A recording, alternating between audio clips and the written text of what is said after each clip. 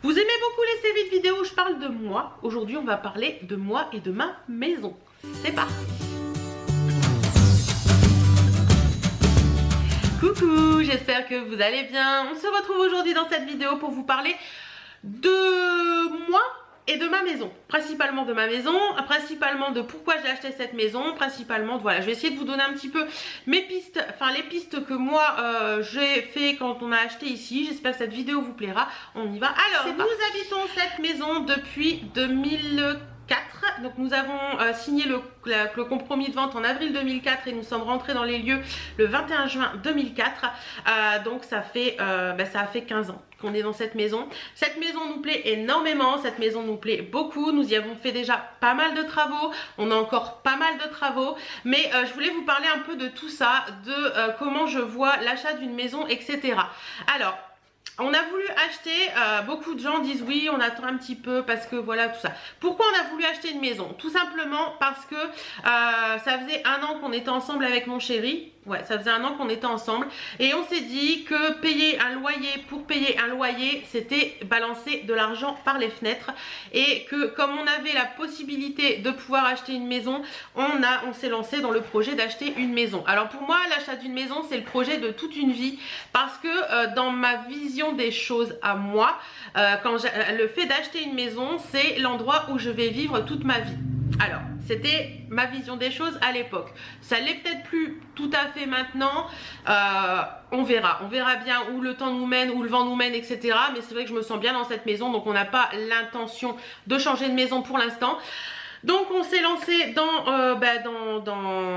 on s'est décidé à acheter une maison, on a regardé un petit peu les annonces, etc. À la base, on voulait rester sur Amiens puisqu'on était sur Amiens. Mais en voyant les prix pratiqués sur Amiens et les prix pratiqués à la campagne, parce que moi je suis de la campagne, on s'est dit qu'on allait ne pas rester à Amiens et revenir à la campagne, parce que pour le même prix, on a quand même une maison beaucoup plus sympa à la campagne avec un jardin que nous n'aurions eu sur Amiens. Donc on a décidé d'acheter, on a regardé un petit peu les petites annonces, on regardait un petit peu ce qui nous plaisait, ce qui nous plaisait pas, on a mis un petit peu sur papier ce qu'on voulait, ce que je vous conseille de faire, établir sur papier ce que vous avez envie, si le nombre de chambres que vous voulez, le nombre de terrains que vous voulez, si vous voulez un garage, si vous n'en voulez pas, si vous voulez un sous-sol, si vous n'en voulez pas. Listez vraiment tout, le style d'endroit où vous voulez habiter, si vous voulez habiter vraiment en pleine campagne, si vous voulez un village où il y a des choses dedans, école, supermarché, etc. Si vous voulez qu'il y ait, je sais pas, l'autoroute qui soit proche, listez toutes vos envies, c'est important. Après, je vous dirais que dans la liste de vos envies, il y a peut-être des choses qui vont passer à la trappe et d'autres choses qui vont arriver par-dessus une fois que vous ferez des visites. Mais c'est vrai que le fait de lister tout, c'est important, aussi bien si vous allez voir un agent immobilier parce qu'il va vous les demander, mais aussi pour vous faire un petit point de vue sur tout ça. Alors nous, on a un parcours assez spécial dans l'achat de notre maison, puisque nous avons acheté notre maison en 1 semaine. Oui, je vous avoue, beaucoup de gens visitent, et nous on a visité la première maison un samedi, et celle-ci nous l'avons achetée le samedi d'après, en se disant que on avait visité 5 maisons, je crois. 1, 2, 3, 4, 1, 2, 3, non, 4, 5, mais oui, c'est ça. 2, 3, 4, 5, oui c'est ça, c'était la 5e maison que nous visitions. Donc on a visité une première maison qui était très petite, trop petite, je ne sais même pas pourquoi on a été visiter cette maison. En fait on avait été voir un agent immobilier le samedi matin, et il nous a dit j'en ai une qui pourrait peut-être vous intéresser, on peut aller la voir si vous voulez. Donc on y est allé, et là on s'est retrouvé dans une maison qui faisait 60 mètres carrés, où tout était tout petit, les chambres faisaient 5-6 mètres carrés, enfin c'était vraiment, on ne peut pas appeler chambre en dessous de 9 mètres carrés, je vous le rappelle. Et là on s'est dit finalement, quand on a dit à l'agent immobilier non, ça ne nous correspond pas du tout, le terrain était super, la maison, le village était plutôt pas mal, mais quand on est rentré chez nous on s'est dit non, c'est pas du tout ça qu'on veut. Donc ça c'est plutôt pas mal de faire une première visite pour se donner une idée de ce qu'on veut. C'est pas du tout ça qu'on veut, parce que le village, il n'y a rien. Il n'y avait pas d'école, tout ça, il n'y avait rien du tout, il n'y avait pas de supermarché. Donc on s'est dit non, c'est pas ça qu'on veut. On préfère avoir un village où il y a un petit peu plus de choses, et une maison un petit peu plus grande que 60 mètres carrés quand même, parce que 60 mètres carrés, même si on n'est que 2, ça fait court. Et à l'époque, on savait pas qu'on allait rester 2, hein, voilà.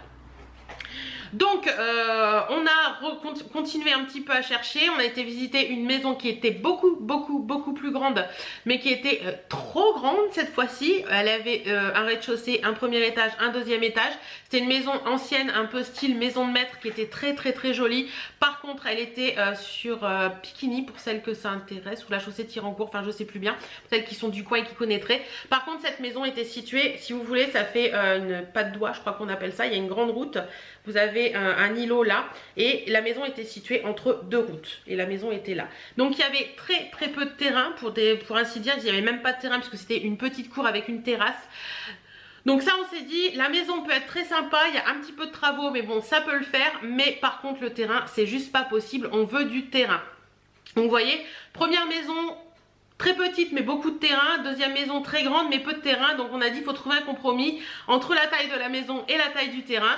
Donc on a cherché un petit peu d'autres choses. Donc on visitait au fil de la semaine, puisqu'on était en vacances, on en profitait. On a été visiter une troisième maison qui était sur Bourdon.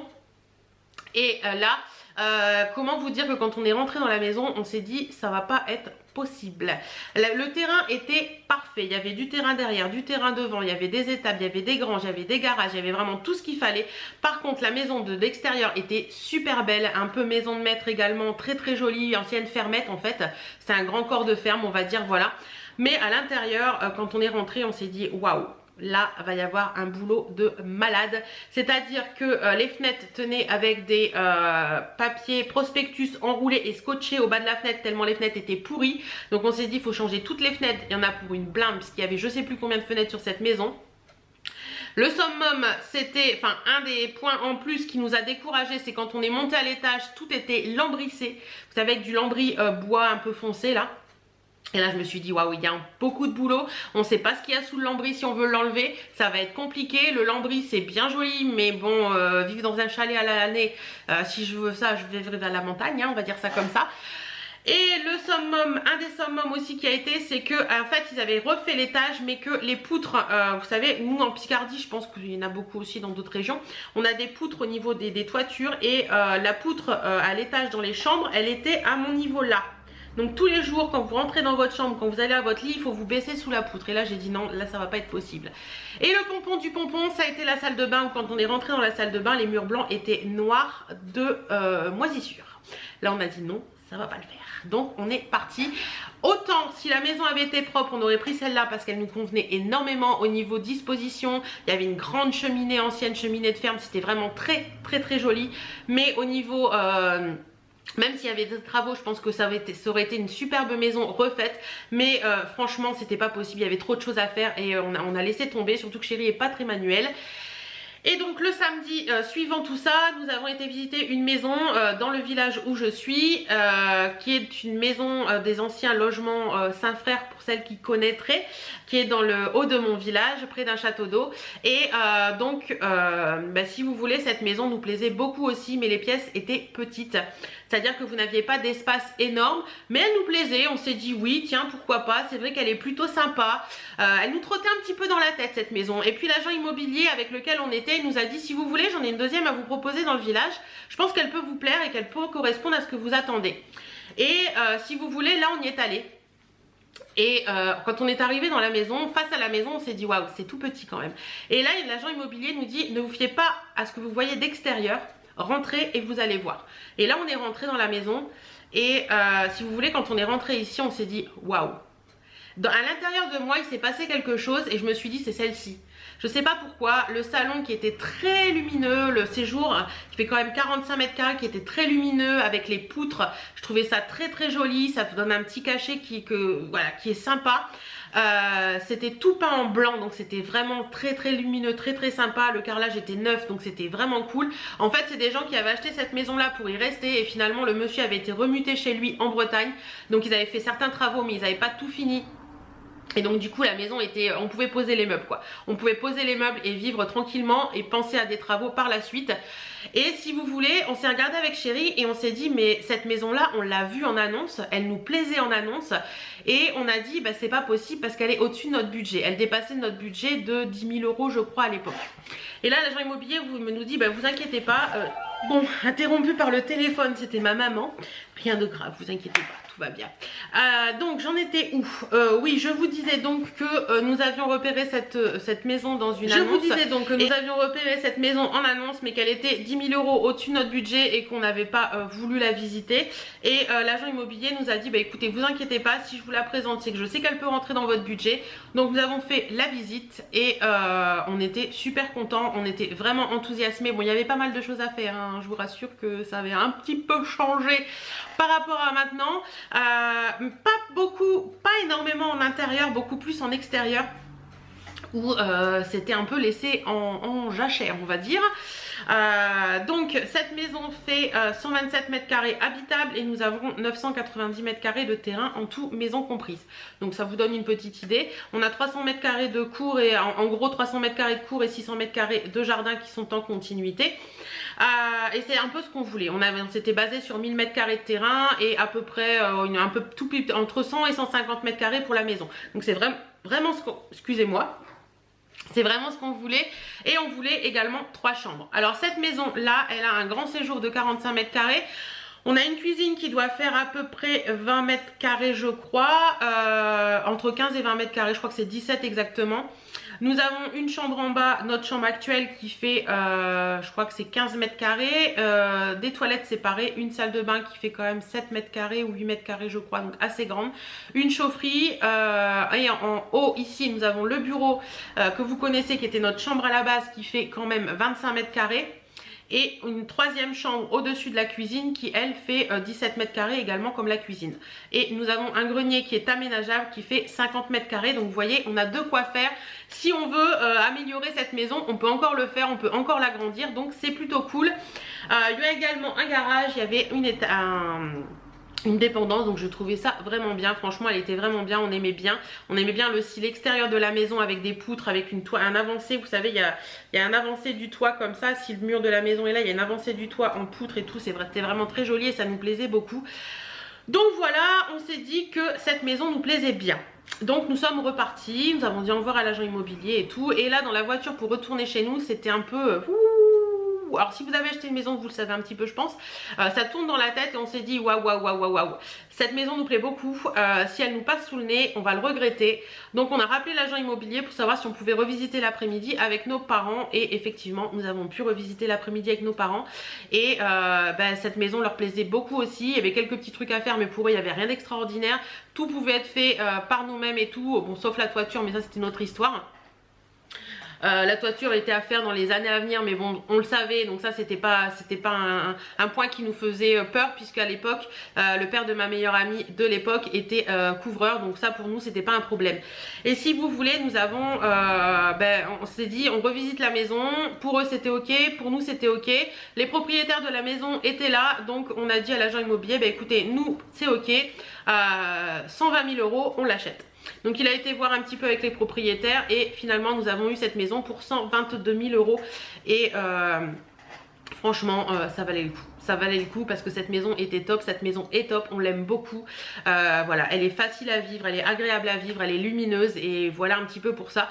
Donc franchement ça a été un petit peu dans le cerveau, dans le ciboulot et tout ça, ça a été très très difficile parce que quand on signe pour une maison, on signe pas pour un fauteuil quoi. 122 000 € c'est quand même une somme. Donc on a signé le compromis de vente et pour nous c'était ok, pour les vendeurs c'était ok. Donc voilà, 3 mois après nous avons emménagé dans cette maison. Donc voilà, on était très très contents de tout ça. Donc ça c'est un peu pour la petite histoire de l'achat. Et après nous avons fait des travaux et tout ça. Sinon une chose importante, si vous recherchez une maison, que vous voulez acheter une maison, la première des choses à faire c'est d'aller voir votre banque. Beaucoup de gens font l'inverse, c'est-à-dire qu'ils visitent, ils tombent sur un coup de cœur, ils vont voir la banque et là ils se rendent compte que finalement la banque ne peut pas leur prêter cette somme là. Allez voir votre banque, demandez-leur par rapport à ce que vous avez en crédit déjà, ou si vous n'en avez pas c'est encore mieux, par rapport à ce que vous gagnez etc, combien vous pouvez avoir. C'est très très important, c'est la base. C'est la première chose que nous avons fait quand on a voulu acheter une maison, c'est d'aller voir un banquier pour lui demander combien on pouvait emprunter. parce que c'est le plus important pour moi, combien on peut emprunter, à savoir combien on peut s'endetter, etc., etc. C'est très important. Voyez aussi par rapport à la longueur, c'est-à-dire que je crois que maintenant on peut emprunter même sur 30 ans. Nous à l'époque on l'a fait sur 20, donc vous voyez dans 5 ans on a fini de payer la maison. Après c'est Hollywood Boulevard. Non mais franchement quand on a fini de payer une maison, les filles ou les gars, c'est le pied quoi. Enfin, nous on paye entre 750 € par mois pour la maison ici, pour l'avoir à nous, et c'est vrai que quand tu as fini de payer, tu as 750 € par mois en plus qui restent sur ton compte, donc c'est énorme. Donc voilà, ce que nous avons fait en travaux dans cette maison, c'est la toiture, qui nous a quand même coûté 22 000 €, voilà. Donc la toiture, on a refait également un pignon de la maison parce qu'il était en torchis et en briques, et le ravalement de façade en fait se cassait la gueule, et il a fallu qu'on refasse tout le pignon en parpaing. Donc ça a coûté une petite somme aussi, et les gros travaux qu'on a mis en place aussi ici, c'était de refaire la cour totalement, donc c'est-à-dire la partie de la faire en macadam, qui nous a coûté je crois un petit 8 000 €. Tout compris, ouais, je crois que c'est ça. Donc en fait si vous voulez, la cour avant, il y avait une grosse haie de Troène qui faisait plus d'1 mètre sur le côté. Elle était tout en... Il y avait une première partie qui était en béton et une deuxième partie qui était en herbe, donc on devait tondre, etc., etc. Il y avait un petit trottoir le long de la maison. Et on ne pouvait pas rentrer deux voitures côte à côte. Donc ça peut vous donner une idée par rapport à maintenant. Si vous voyez mes vlogs, vous connaissez un petit peu la cour. On ne pouvait pas rentrer deux voitures côte à côte. Et un jour on en a eu ras-le-bol. Et il fallait faire des détours et tout pour rentrer dans la cour, parce qu'il y avait la haie de Troène qui était énorme et il fallait contourner. Et on a tout enlevé. Et on a fait refaire complètement cette cour, et depuis on revit, c'est top. En plus le bitume dans une cour, ça vous amène beaucoup moins de poussière dans la maison, donc ça a été vraiment cool. Et franchement on aime les travaux qu'on a fait dans cette maison, ça lui a donné de la valeur, et voilà. Si j'ai quelques petites photos d'avant après de la maison, je vous les mettrai, mais je suis pas certaine de pouvoir les retrouver. Je vais voir, peut-être que je peux les retrouver. Si j'ai quelques photos avant après, je vous les mettrai là tout de suite maintenant.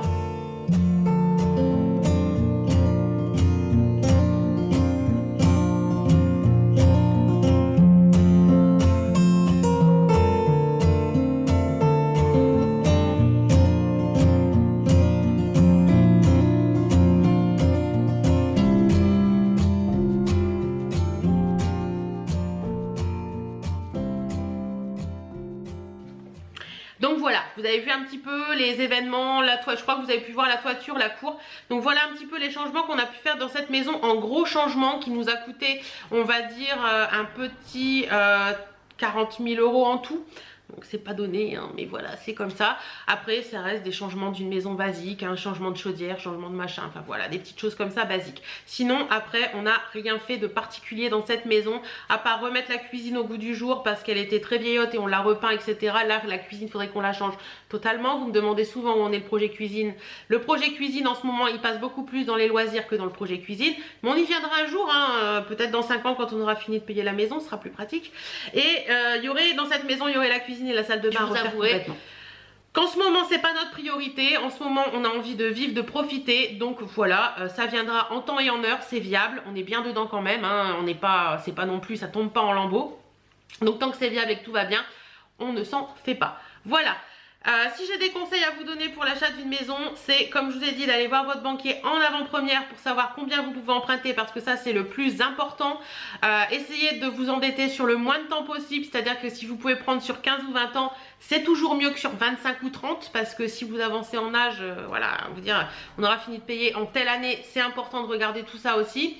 Voir si, mais listez bien tout ce qui vous plaît, parce que c'est important aussi, même si certains critères vont changer quand vous visiterez, vous le verrez, c'est sûr, ou vous l'avez peut-être vu si vous avez connu ça.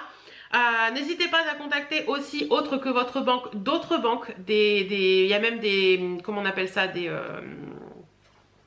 courtiers qui peuvent vous faire un dossier pour vous et regarder dans plein de banques quel est le taux meilleur pour vous pour acheter. Et puis bah écoutez, voilà, je pense que c'est un peu tout ce que j'ai à vous conseiller là tout de suite maintenant. Si vous avez acheté et que vous avez aussi des astuces, des machins, enfin plein d'astuces ou de petits trucs un petit peu importants à voir, n'hésitez pas à les dire dans les commentaires, ça peut servir à certaines qui veulent acheter ou qui veulent investir, etc. N'hésitez pas à le faire en commentaire, ça pourra aider ma communauté et ce serait vraiment cool. En attendant, j'espère que cette petite vidéo du dimanche vous aura plu. Je vous fais plein de bisous et je vous dis à très bientôt dans une prochaine vidéo.